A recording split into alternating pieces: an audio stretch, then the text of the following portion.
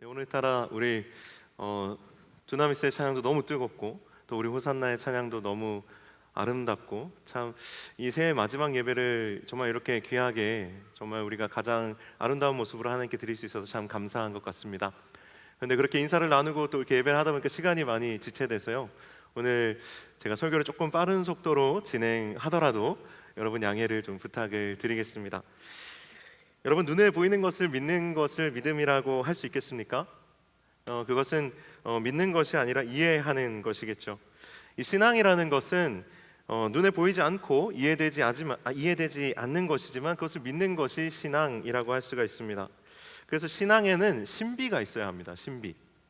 이성적으로만 믿는다면 그 사람의 신앙은 이 장님이 코끼리 만지듯이 부분적으로만 이해하는 신앙이 될 위험이 많이 있습니다.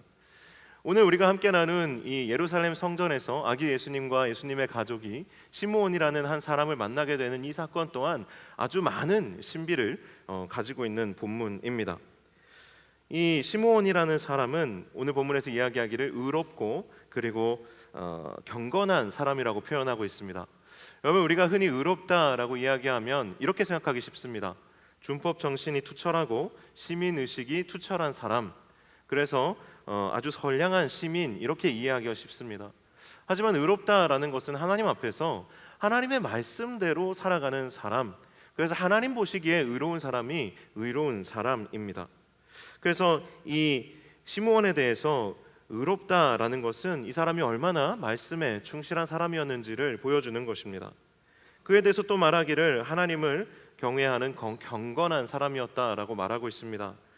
어떻게 하나님을 경외하고 또 경건하게 살아갈 수가 있을까요?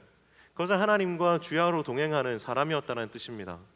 늘 기도하기를 쉬지 않고 기도로 하나님과 동행하지 않으면 우리는 하나님과 동행하는 경건한 사람이 될 수가 없죠.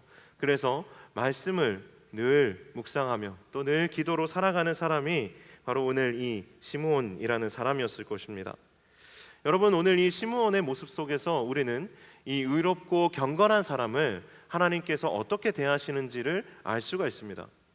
하나님께서는 이런 사람을 세상의 사람들로서는 도저히 이해할 수 없는 영적인 신비로 그의 삶을 채워주셨습니다.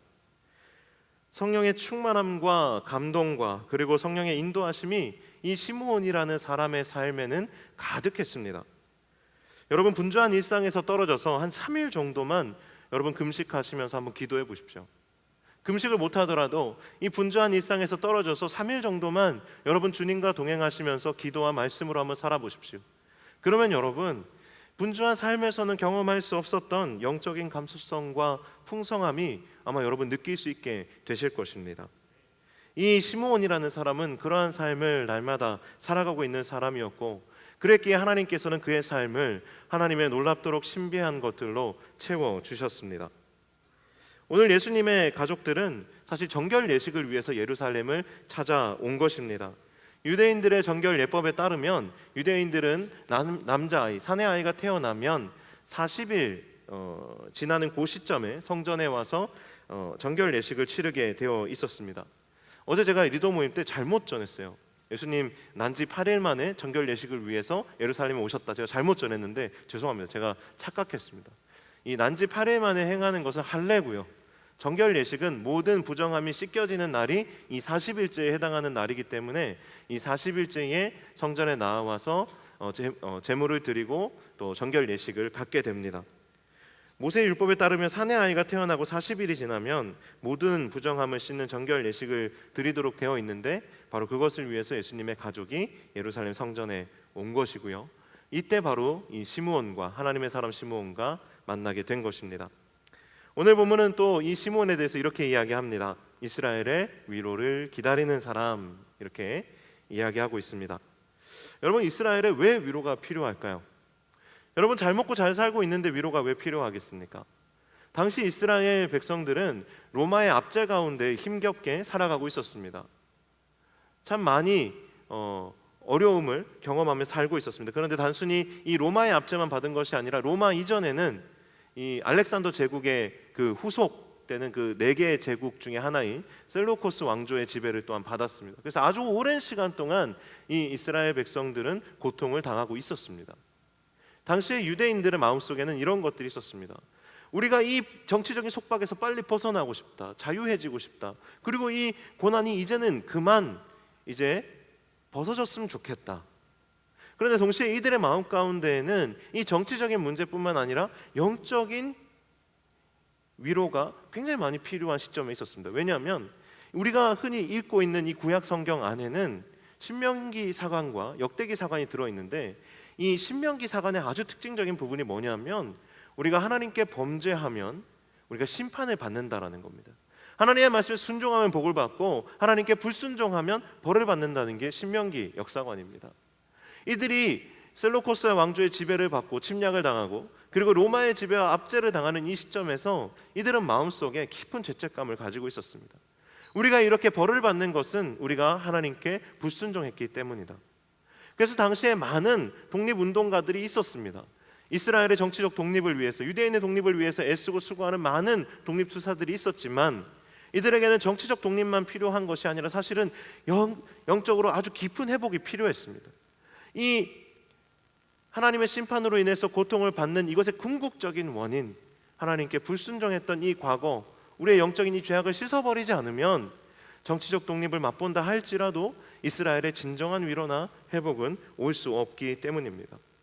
시므온이 다른 정치적인 독립운동가들과 다른 지점이 바로 이 지점입니다.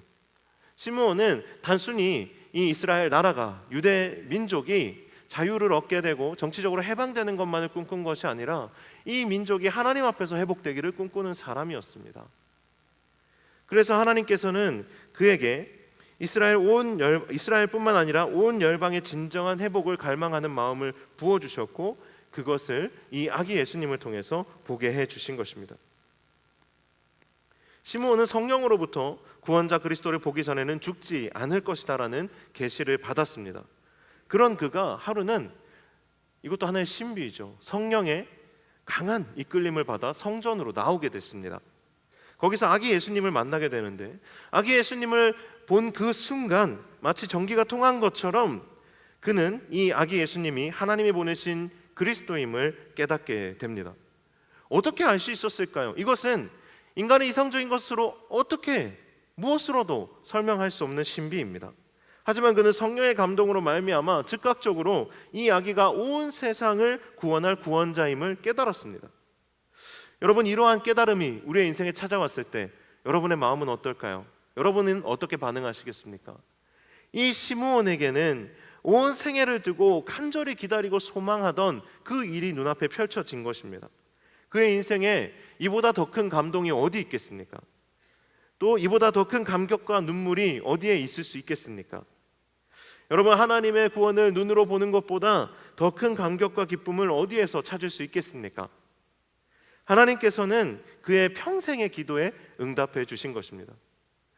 이것을 보기 전에는 너가 눈을 감지 않을 것이다 라고 하나님께서 약속하셨던 거예요. 여러분은 어떻습니까?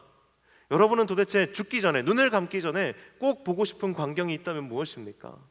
여러분이 눈을 감기 전에 꼭 이루어지기를 바라는 것이 있다면, 여러분에게 그런 소망이 있다면 그것은 무엇입니까?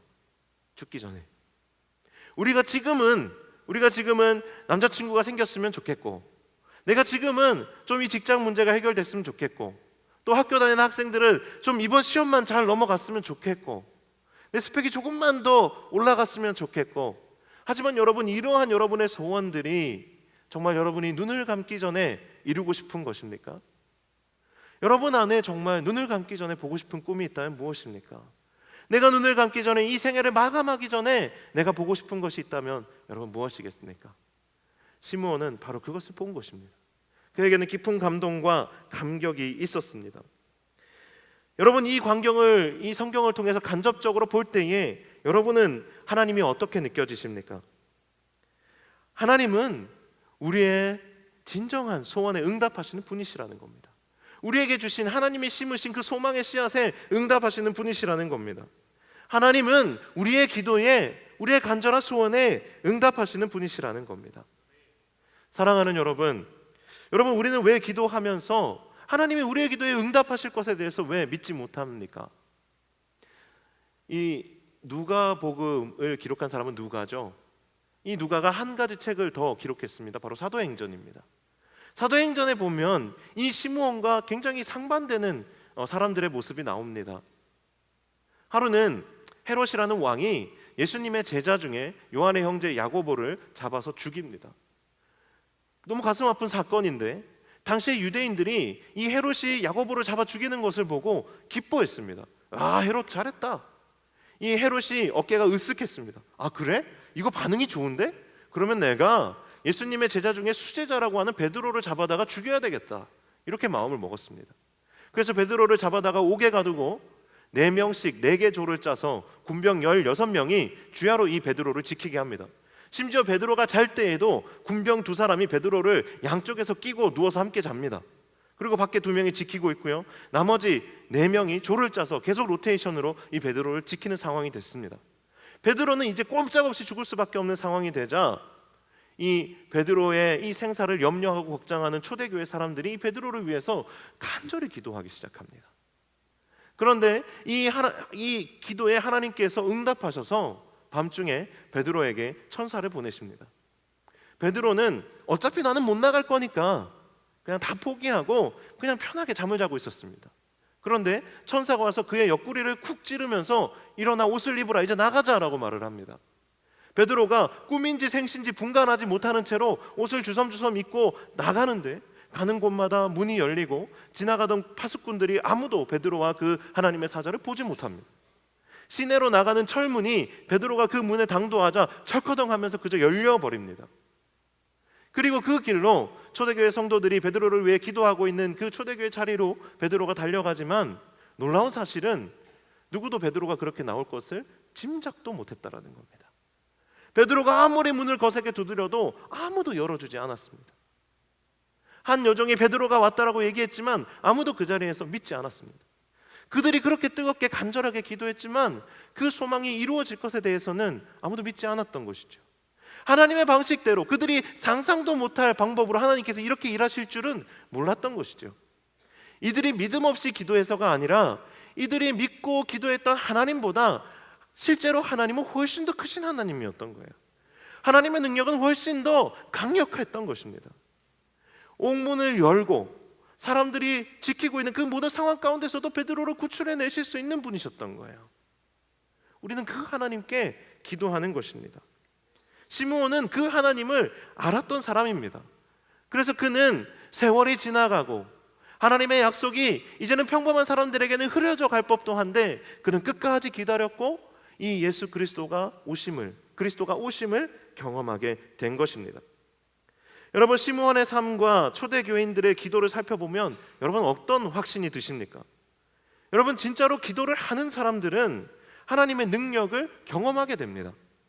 제가 CBS에서 다음 세움이라는 프로그램이 2017년 말부터 이제 새롭게 이제 시작이 돼서 여러 사람들이 와서 이제 강연하는 프로그램입니다. 이제 강연을 하는데 그 중에 한 목사님이 간증을 하는 장면을 제가 보게 됐습니다. 이분의 삶이 너무나도 놀랍습니다. 미국에 이분이 목사님인데 미국에 갔다가 와, 이렇게 잘 사는 나라에도 이 거리에 불황자들이 이렇게 많구나. 당시에 그분이 방문한 도시에 그런 불황자들이, 노숙자들이 5만 명이나 있다는 사실을 알게 됩니다. 그리고 그 자리에서 기도하며 결단하게 됩니다. 내가 이들에게 먹을 것을 나눠줘야 되겠다.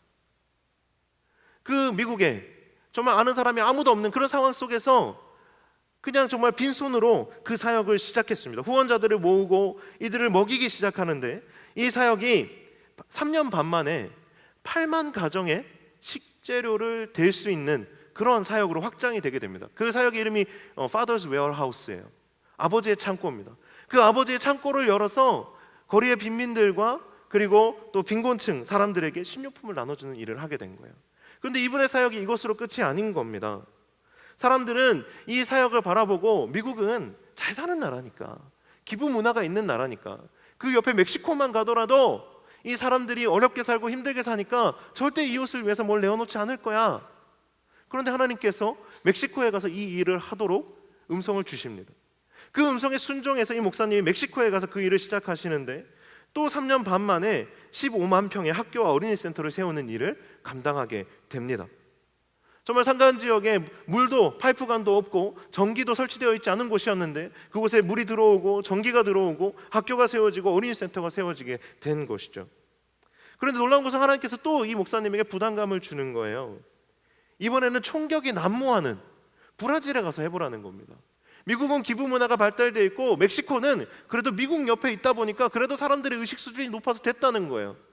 이제는 갱들이 판치는 그런 브라질의 뒷골목에 가서 이것을 하라는 하나님의 강력한 부담감이 생겨서 이분이 기도하기 시작하고 결단하고 그 땅으로 가게 됩니다. 그리고 그곳에서도 놀라운 기적을 경험하게 됩니다. 계속해서 이분은 그러한 하나님의 놀라운 사역들을 이어가고 계십니다. 그런데 이분이 이렇게 이야기합니다. 믿음이 필요한 것은 하나님께서 우리에게 주시는 도전과 하나님께서 우리에게 주시는 사명이 사실은 불가능한 것이기 때문에 믿음이라는 것이 필요하다는 말을 하시더라고요. 여러분, 불가능하기 때문에 믿음이 필요한 거예요. 가능하다면 그것은 계산으로 되는 것이죠. 여러분, 그렇지 않습니까? 그것이 가능한 일이라면 그것은 충분히 우리의 계산으로 되는 것입니다. 그것이 불가능하기 때문에 우리는 믿음이라는 것, 소망이라는 것이 필요한 것이죠. 쉽지 않기 때문에, 우리가 아무리 노력해도 우리의 열심으로는 되지 않는 일이기 때문에 믿음이 필요하고, 그러한 일이기 때문에 기도가 필요한 것입니다. 뻔히 그렇게 될 줄 알면서 왜 기도가 필요하겠습니까? 여러분, 우리가 기도해야 할 이유는 우리의 힘으로 되지 않기 때문 아닙니까? 우리의 열심으로는 되지 않기 때문에, 우리의 계산으로는 되지 않기 때문에 우리는 기도해야 하는 것입니다. 믿겨져서 믿는 것이 아니라 믿고 싶어 해야 믿을 수 있는 것입니다. 여러분, 믿으려고 노력해야 하는 것이 또한 필요한 것입니다. 여러분, 시므온이 자기 계산으로 여러분 예수 그리스도를 기다릴 수 있었을까요? 시므온이 한가해서 다른 일 안 하고 그냥 그렇게 메시아를 기다리고 있었을까요? 시므온이 할 일이 없어서 성전에 나갔을까요? 그때에? 아닙니다. 시므온은 믿음을 가지고 메시아의 오심을 기다렸던 사람입니다. 여러분, 그리스도가 아무리 다시 오셔도 알아볼 수 있는 사람은 믿음을 가지고 기다리는 사람뿐입니다. 여러분, 그리스도와 동역할 수 있는 사람이 누구겠습니까? 그리스도가 오셨을 때, 그리고 하나님이 이 땅 가운데 일하기를 원하실 때에 그 하나님과 동역할 수 있는 사람은 어떤 사람입니까? 자기 계산으로 일하는 사람일까요? 자기의 능력으로 일하는 사람일까요? 그렇지 않아요. 하나님의 능력으로, 믿음으로 일하는 사람과 하나님은 함께 일하시고, 그 하나님의 그 불가능의 영역에서 하나님의 존재감을 그를 통하여 나타내시는 것입니다. 우리는 우리의 소원을 하나님께 아뢰을 필요가 있습니다. 하나님께 우리는 예수 그리스도의 이름으로 기도할 필요가 있습니다. 하지만 여기서 우리가 조심해야 될 것 한 가지가 있습니다.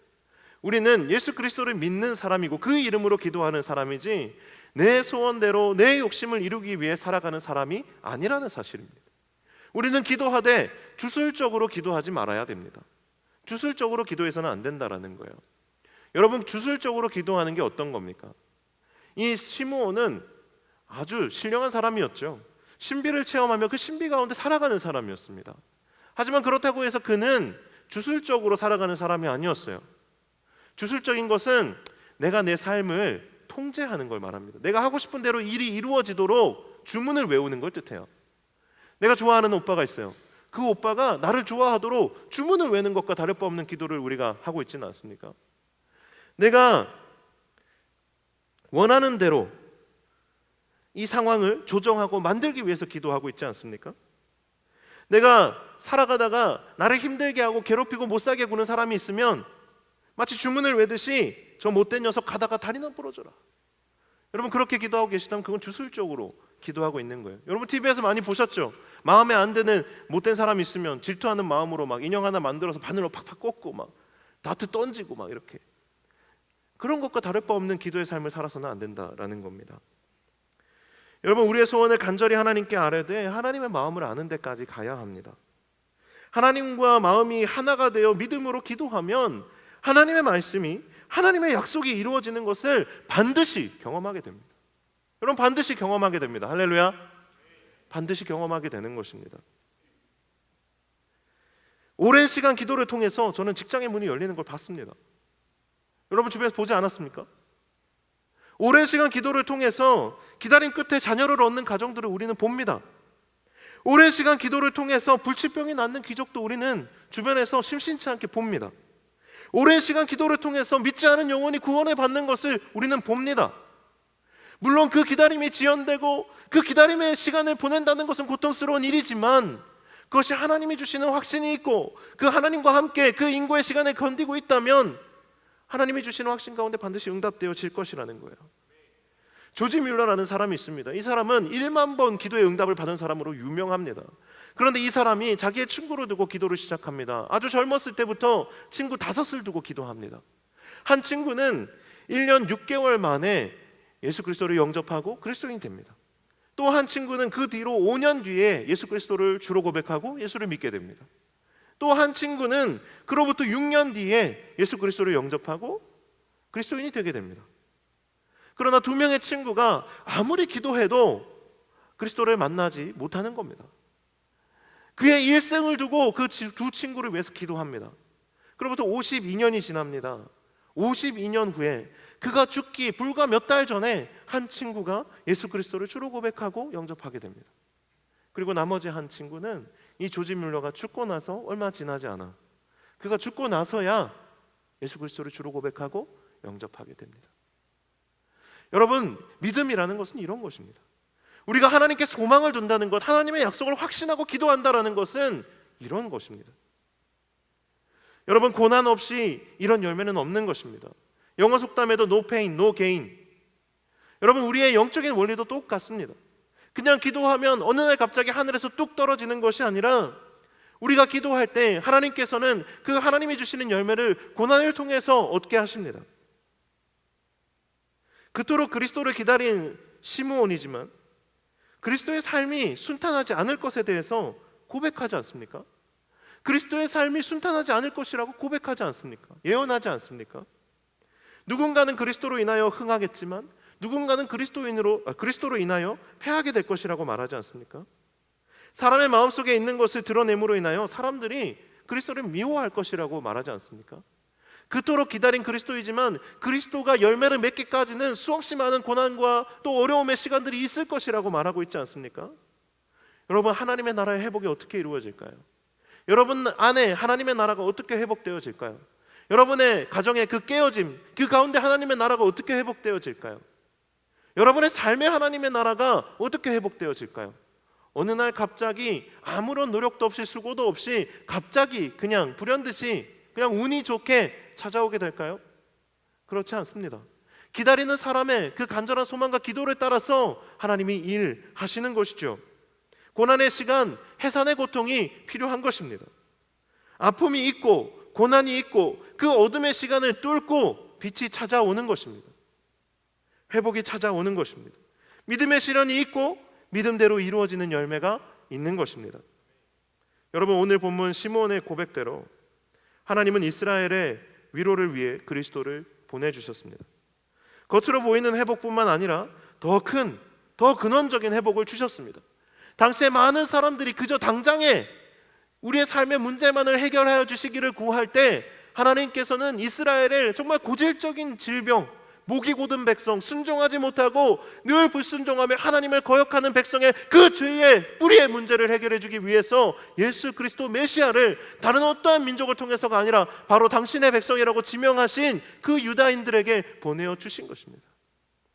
그 예수 그리스도를 통하여 이 유대인들에게 주어진 그 뿌리 깊은 죄의 문제를 해결하기 위한 해독제로서의 예수 그리스도가 이제는 이 시므온의 고백대로 이방의 빛이 되고 만 백성을 위한 그리스도가 되지 않았습니까?